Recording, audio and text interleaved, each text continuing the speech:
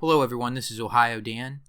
I wanted to make a video where I describe my overall views on Donald Trump and what I think that he represents in the current political environment, in the political situation that we have now in the United States.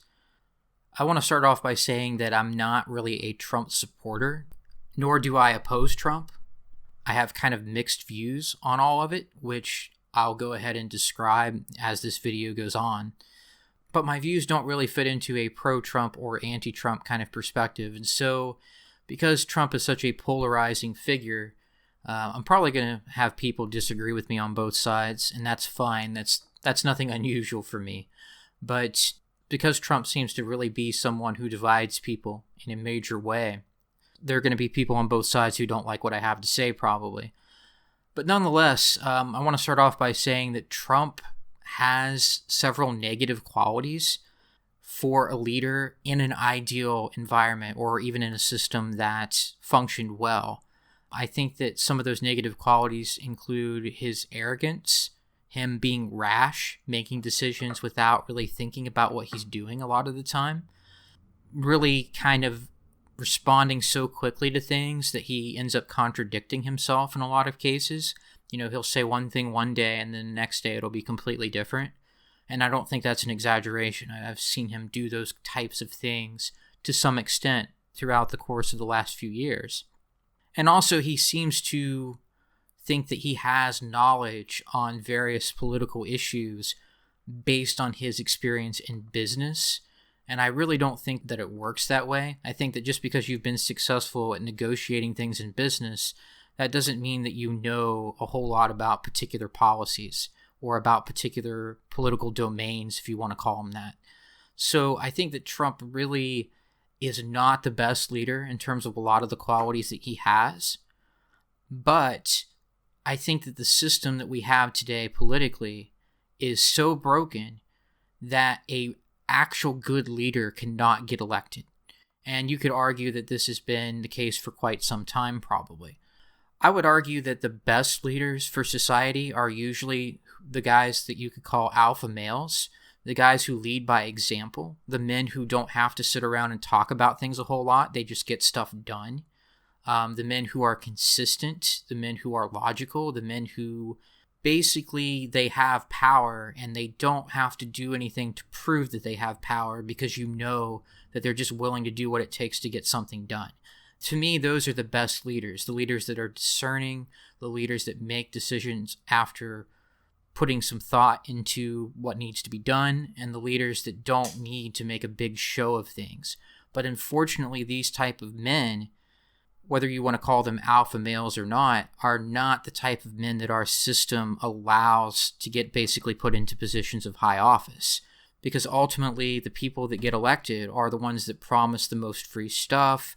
They're the ones that are often good at just attacking their opponent personally. These are oftentimes the candidates that just promise the things and say the things that people want to hear who get elected because our political system is where it is today.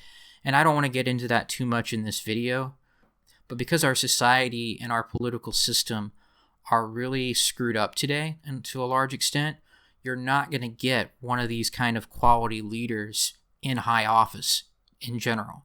So what Trump really represents is kind of the last ditch effort, the last stand by reasonable people, not just people who are conservative or people on the right, but just basically people in general who understand what the left is doing, who don't want Marxist policies, people who don't want socialism, people who don't want some people to have a status that allows them to always be the victims. They don't want people to be elected based on free handouts. They actually want people to continue to have to be productive, as much as they can be. People who are just basically reasonable and people who can see that the radical left is destroying Western society, they basically just chose Trump. They basically just rallied around Trump because he was the only one that was standing up against what the left in general is trying to do policy-wise and culture-wise to our current system, to the society that we have. And so Trump really represents, I think, an effort to avoid getting to the point of no return in our society where it's too late to go back to a lot of the things that worked for the United States and a lot of the things that worked, I think, in the West in general in terms of building civilization. That's why Trump's campaign slogan was "Make America Great Again." That's what he represented, the effort to stop the left from dismantling and continuing to transition our society into a Marxist society, into a socialist economy, or basically just a system where it's either you're a victim, you're an oppressor, and we're going to have different laws that apply to different people in different ways. It's an effort to oppose what the left is trying to do in regard to basically Marxist policies.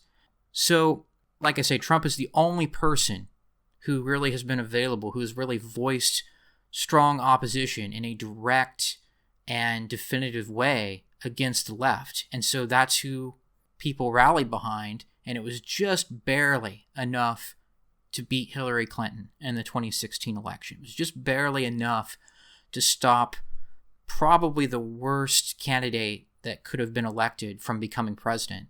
It was just enough to stop probably the most corrupt candidate throughout the history of our presidential elections, or pretty close to it, from becoming elected, from winning that election.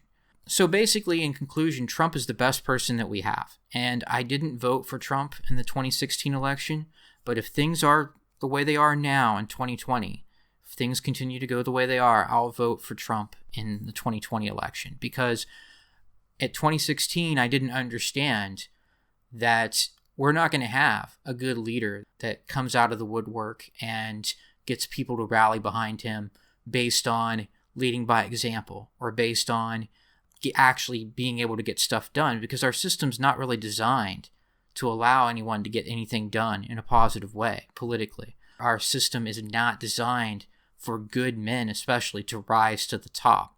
And this applies to different things besides politics, but I don't see a reason to get into that here. So in 2016, I had this idea of, well, Trump has all these negative qualities, so I can't support that. But my kind of evolution or change in terms of how I view Trump is that now I realize that, yeah, those negative qualities are there, but no one else is ever going to step up, it doesn't look like. And if Trump can't get things done, I don't think anybody else can either, in terms of really having success in opposing the radical left politically. Now, I think the ultimate outcome for Trump will be that he's not going to get a whole lot done. I don't think that the wall will be built on the Mexican border, although I could be wrong about that because there are efforts to fund the wall privately. But when I say this, I mean I don't think that the wall will ever be complete. I don't think that it's going to get built across the entire border the way that conservatives want it to be done, the way that people on the right want to see. I could be wrong about that, but I don't see it happening. There's too much opposition toward it. And I also don't think that Obamacare is going to be repealed. We're not going to do anything to really put a dent in our national debt. I don't really see Trump making much progress on things, to be honest. And it's not just the Democrats that oppose him, but there's a significant number of Republicans that oppose him as well. And so that's the majority of Congress. And so even though Trump has basically become the last-ditch effort on the right to oppose the radical left, I don't think he's going to get much done. And I'll also say that I don't think he's going to win re-election in 2020. And the reason why I say that is Trump was barely able to win election against probably the worst possible candidate that you can imagine the Democrats rallying behind. Probably the most corrupt, the most just overtly self-interested, overtly basically evil person that you could put in office. And she almost beat Trump in the general election. So you can argue against that. For anyone who disagrees with the stuff that I've been saying about Trump one way or the other, go ahead and make a comment, say why you think that I'm wrong, why you think differently. But I think that Trump really he represents the final effort to work within the system by people on the right, and I don't think that he's going to succeed ultimately. And even though I think he's the best chance, he's really the only chance we have to oppose the left completely taking over our political sphere. the victim ideology becoming the only accepted ideology in society today. We're getting close to that already. And I think Trump is the last effort to try to prevent that from happening. But I don't think he's going to be successful. I understand that he's probably the best hope that we have. But I think that ultimately, even though Trump wants to fix the system, he wants to drain the swamp, so to speak, I don't think that he's ultimately going to be very successful at it. And I think there's going to be a major backlash when the left wins the presidency again. I think that even if it doesn't happen that way in 2020 and Trump somehow gets reelected, by 2024, there's going to be a major backlash. There's not going to be anybody left to unite people on the right and on the center together. And I think that unless Trump can be more successful than what he's been so far, I don't think that Trump's going to be able to fight against the leftist ideology and to basically be successful in uniting people together. And I think at that point, things are going to get a lot worse for people who are supporting Trump now. So those are my overall thoughts. Let me know what you guys think about some of these ideas. But I think that Trump is the best that we can do at this point in time. But ultimately, I don't think that he's going to be very successful at turning things around.